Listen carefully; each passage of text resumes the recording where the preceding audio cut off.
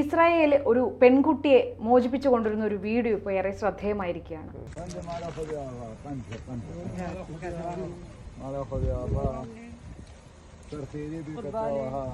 അത് കാണുമ്പോൾ തന്നെ നമുക്ക് ആ പെൺകുട്ടിയുടെ മുഖത്തെ സന്തോഷം, അത് കാഴ്ചക്കാരെ എല്ലാം വളരെ സന്തോഷം ഉണ്ടാക്കുന്ന ഒരു വീഡിയോ ആണത്.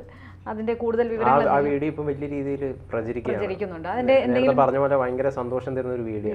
അതിന്റെ കൂടുതൽ വിവരങ്ങൾ എന്താണെന്ന് അറിയാം. 21 വയസ്സുള്ള ഒരു പെൺകുട്ടിയാണ് ഈ കാണുന്ന ആ വീഡിയോയിലുള്ളത്.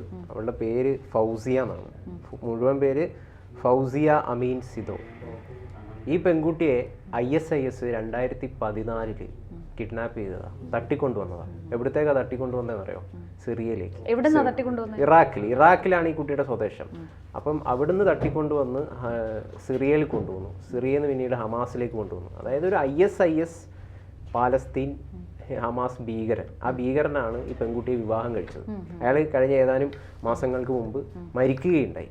അപ്പോൾ ഇപ്പം കഴിഞ്ഞ ദിവസം ആ കുട്ടി മാതാപിതാക്കളെ എത്രയും വർഷങ്ങൾക്ക് ശേഷം 10 വർഷങ്ങളോളം കാണാതെ ഈ ഒരു ഭീകരന്റെ കയ്യിലായിരുന്നു കേട്ടോ.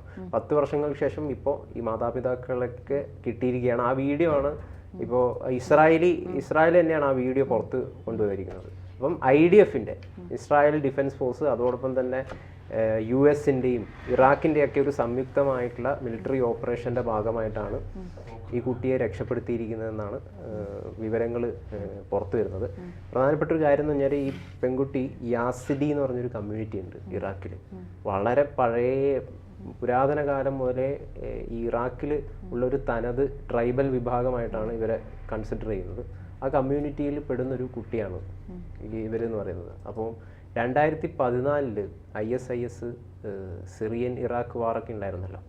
ആ സമയത്ത് ഈ കമ്മ്യൂണിറ്റിക്ക് നേരെ വലിയ രീതിയിലുള്ള ആക്രമണം അഴിച്ചുവിട്ടിട്ടുണ്ടായി.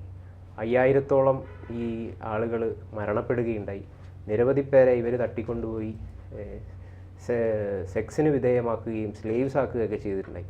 അപ്പം അങ്ങനെ യാസിഡി എന്ന് പറഞ്ഞൊരു കമ്മ്യൂണിറ്റി, ഈ ISIS എന്ന് പറഞ്ഞതിൽ സുന്നി വിഭാഗമാണ്, സുന്നി ഇസ്ലാമിസ്റ്റ് വിഭാഗമാണ്, ഒരു ഫണ്ടമെൻ്റൽ വിഭാഗമാണ്.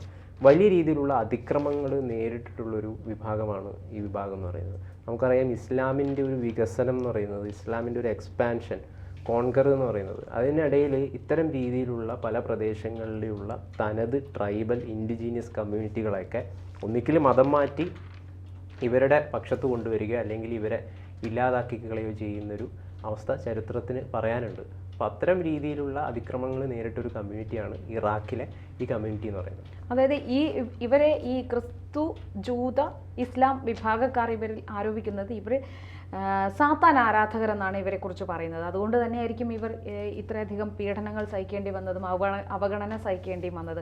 ഇറാഖിലെ നിനവെ, ദോഹൂക്ക് പ്രവിശ്യകളിലാണ് ഇവർ കൂടുതലായി കാണപ്പെടുന്നത്. മാത്രമല്ല Armenia, Georgia, Turkey, Iran, Syria എന്നിവിടങ്ങളിലാണ് ഇവർ താമസിക്കുന്നത്.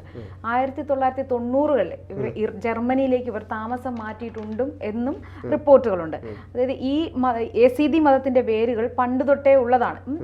ഇവർക്ക് യസീദ് ബിനു മുആവിയയുടെ അനുയായി പരമ്പരയിൽപ്പെട്ടവരാണ് ഇപ്പോഴത്തെ യസീദികൾ എന്ന് പറയുന്നത്. ഇസ്ലാം മതവിശ്വാസിയായി ജനിച്ച ഷെയ്ഖ് ആദിയാണ് ഇവരുടെ പുണ്യ നേതാവ്. പക്ഷേ എന്നാൽ ഇവർ ഈ മുസ്ലിമായിട്ട് ആരും കണക്കാക്കുന്നില്ല. അത് എന്തുകൊണ്ടെന്ന് വെച്ചാൽ ഇവർ ഒരു ഏകദൈവ വിശ്വാസമാണ് എങ്കിലും ഇവർ ആരോപിക്കുന്നത് ഇവർ ആരാധിക്കുന്നത് സാത്താനെയാണെന്ന് ക്രിസ്തു മതക്കാരും ഇസ്ലാം മതക്കാരും ജൂത മതക്കാരും വിശ്വസിക്കുന്നുണ്ട്. അതുകൊണ്ടാണ് ഇവർക്ക് ഈ പ്രധാനമായും ഇങ്ങനെയുള്ള അവഗണന നേരിടുന്ന ട്രൈബൽ ആയിട്ടാണ് ഇവരെ കരുതുന്നത്.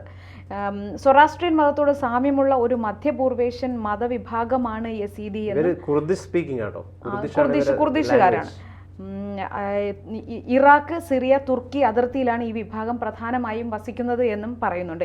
ഇവരെ പ്രധാനമായും കുർദ് വംശജരായി കരുതപ്പെടുന്നുണ്ട് എങ്കിലും യസീദികളിൽ ഭൂരിപക്ഷവും കുർദ് ഭാഷാ വകഭേദമായ കുർമാഞ്ചിയും അതുപോലെ അറബിയും സംസാരിക്കുന്നവരുണ്ട്. എന്നാൽ ഇവർ യഥാർത്ഥത്തിൽ സ്വരാഷ്ട്രീയൻ മതവുമായി ബന്ധപ്പെട്ടവരല്ല. ഏകദൈവ വിശ്വാസത്തിൽ അധിഷ്ഠിതമായ യസീദി മതത്തിന്റെ വേരുകൾ പുരാതന മൊസപ്പൊട്ടേമിയൻ മതങ്ങളിലേക്ക് നീളുന്നതായി പല തെളിവുകളുമുണ്ട്. ഇതിന് അബ്രഹാമിക് മതങ്ങളുമായി ചില സാമ്യങ്ങളുണ്ട്. യസീദികൾക്ക് അവരുടേതായ സ്വതന്ത്രമായ ഒരു സംസ്കാരമുണ്ട്.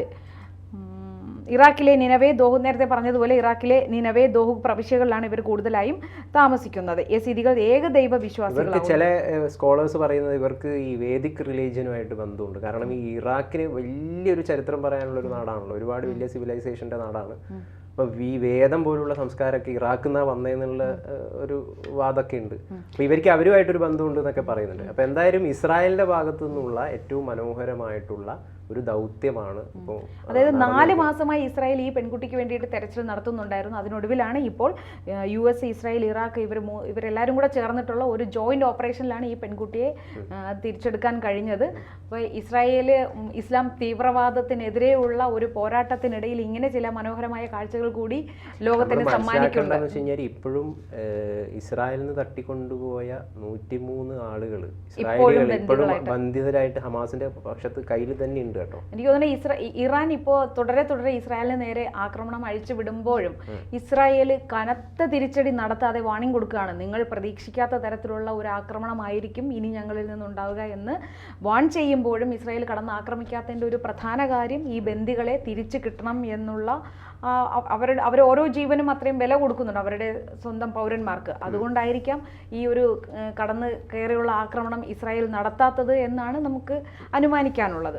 അങ്ങനെ തന്നെയല്ലേ തോന്നുന്നത്? അങ്ങനെ തന്നെയാണ്. കാരണം ഇപ്പോൾ ഇസ്രായേൽ ഇപ്പോൾ നേരത്തെ വാർത്ത പ്രകാരം ലെബനനിൽ വലിയ രീതിയിലുള്ള കരമാർഗമുള്ള യുദ്ധം നടത്തിക്കൊണ്ടിരിക്കുകയാണ്.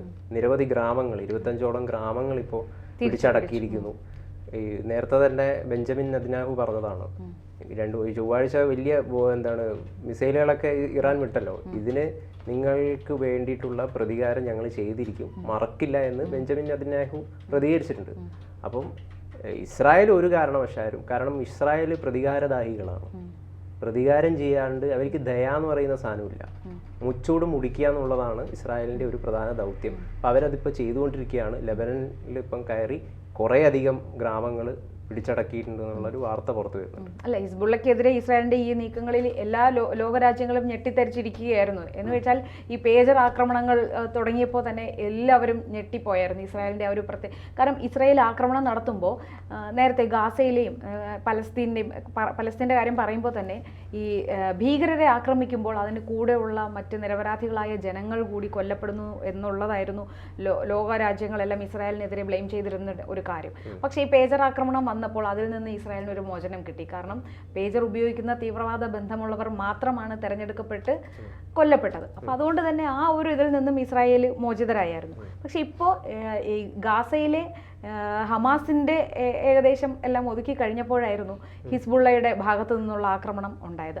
അതായത് സിറിയയിലെ ഇറാൻ്റെ കോൺസുലേറ്റിൽ ഇസ്രായേൽ ആക്രമണം നടത്തിയതിന് പ്രതികാരമായിട്ടായിരുന്നു ഇറാൻ ഇപ്പോൾ ഇസ്രായേലിന് നേരെ ഇപ്പോൾ ഒരു ആക്രമണം തുടങ്ങി വെച്ചത്. അപ്പോൾ ഈ തുടങ്ങി വെച്ചെങ്കിലും ഇസ്രായേലിൻ്റെ അയൺ ഡോം സംവിധാനങ്ങൾ കാരണം തന്നെ ഇസ്രായേലിൻ്റെ ജനങ്ങളെല്ലാം ഏറെ സുരക്ഷിതരായിരുന്നു. മാത്രമല്ല ഇസ്രായേലിൻ്റെ ഔദ്യോഗികമായി എല്ലാ ജനങ്ങൾക്കും കൊടുത്ത വാണിംഗ് ഉണ്ട്, എപ്പോൾ അവർ സുരക്ഷിതരായി ഇരിക്കാൻ വേണ്ടിയിട്ട് ആക്രമണം തുടങ്ങുമ്പോൾ തന്നെ സുരക്ഷിതമായ സ്ഥലങ്ങളിലേക്ക് ഇവർ മാറാനുള്ള നിർദ്ദേശം കൊടുത്തിരുന്നു.